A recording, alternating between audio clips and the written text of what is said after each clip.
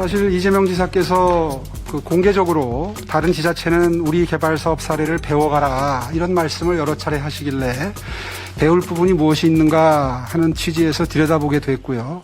그 들여다본 결과 다른 지자체가 절대로 배워서는 안 될 사례라는 판단을 하게 됐습니다. 네, 시장님, 문재인 정부 들어 집값 폭등으로 나라가 그냥 부동산 재앙입니다. 코로나는 백신이라도 있는데 이 부동산 문제는 어떻게 해야 되지 참 국민들 시름이 크고요. 특히 그 중심에 서울시가 있는 것 같습니다. 이재명 지사께서 그 대장동 개발하실 때 민간 합동 방식으로 함으로 인하여 수익률이 전부 다 민간으로 갈 것을 공익 환수했다. 굉장히 의미 있는 사업이었다라고 얘기를 하셨습니다. 그래서 제가 좀 서울시를 들여다봤더니 서울시는 대부분 SH가 사업을 시행하고 있고 민간 사업은 지금 환지 방식으로 헌인마을 하나만 있더라고요.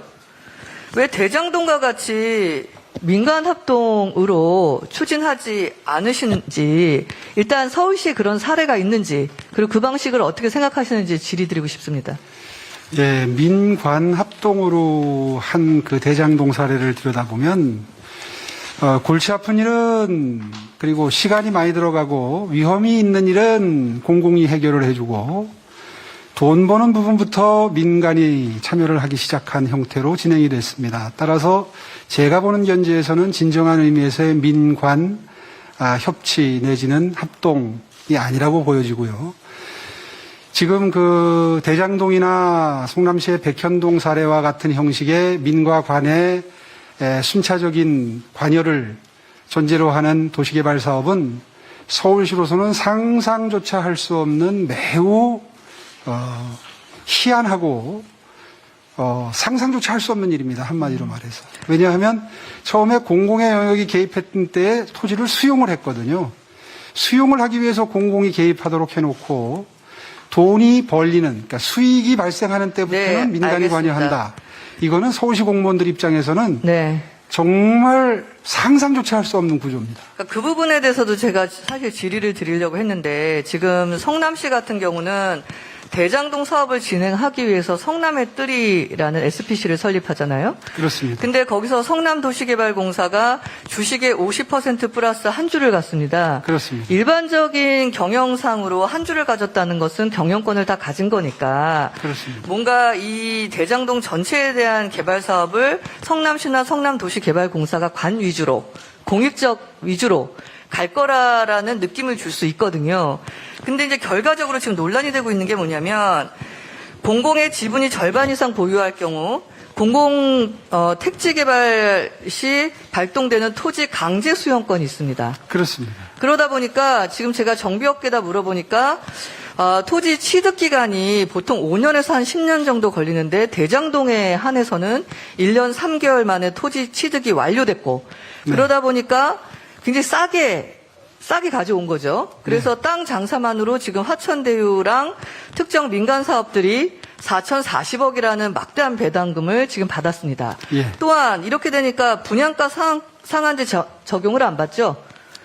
그거는 또 분양가 상한제는 또 조금 별개의 문제입니다만은 네. 지금 말씀하신 대로 그 다른 데에서 4년, 5년 걸리는 토지 수용이 1년 3개월 만에 이루어진 것도 검찰에서 잘 들여다봐야 됩니다. 아니 그러니까요. 예. 그래서 이렇게 되면 이게 사실 50% 플러스 한 주가 그렇게 세팅이 돼가지고 어떤 이익이 있는지를 순차적으로 해가 가면서 국민이 느낄 수 있어야 되는데 사실은 이걸 악용했다라는 느낌이 좀 들고 있어요. 결과적으로 놓고 보면 악용했다는 그 평가를 피할 길이 없습니다. 그래서 질문 드리는데 개발 사업할 때 가장 큰 리스크가 뭡니까?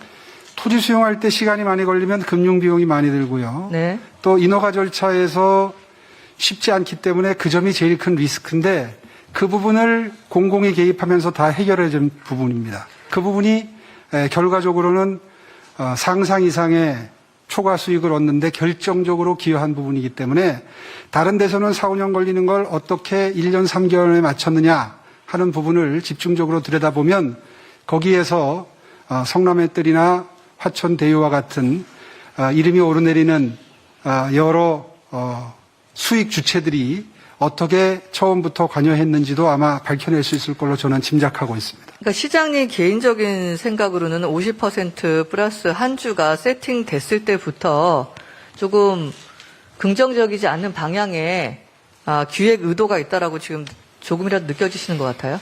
맞습니까? 50% 더하기 한 주를 하게 되면 수용권이 생기는데 그렇죠.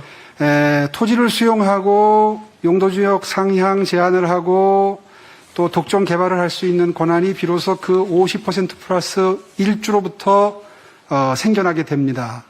이런 전 세계 유례 없는 엄청난 힘을, 권한을 SH나 LH나 성남 도시개발공사에 주는 이유는 그렇게 싼 가격으로 매수를 해서 수용을 해서 최대한 수익을 올리더라도 그 수익을 전부 공공으로 회수하라는 게 전제가 되어 있는 겁니다. 그렇죠. 그래서 그 돈을 가지고 임대 사업이나 이런 걸 해야 되는데 대장동 사업을 봐도 그렇고 백현동 사업을 봐도 그렇고 임대 사업은 또 최소한으로 줄여놓았습니다. 맞습니다. 그 점에 대해서 많은 국민들이 분노하고 계시는 걸로 네. 저는 파악하고 있습니다. 그래서 제가 이거 확인한 거로도 결과적으로 땅은 반값에 싸고 그다음에 분양가 상한제도 피해가가지고 비싸게 주택은 팔고 그래서 이중 구조로 지금 수익을 남겨서 사실 이런 지분 구조 자체의 의도가 지금 순수하지 않다라고 많이들 비판적으로 보고 있는 것 같습니다.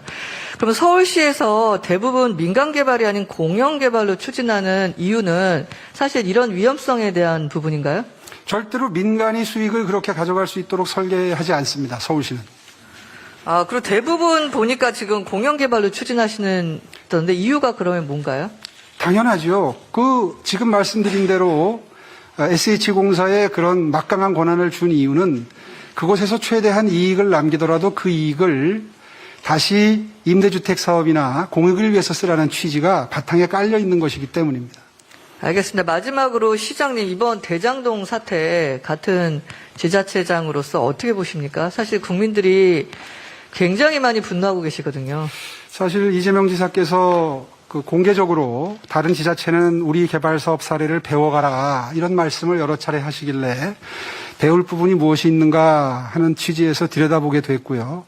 그 들여다본 결과 다른 지자체가 절대로 배워서는 안 될 사례라는 판단을 하게 됐습니다. 만약에 각 지자체가 이런 형태의 사업을 계속한다면 아마 도시개발 사업은 전부 뿌리부터 흔들리게 될 것입니다. 예, 이영 의원님 수고하셨습니다.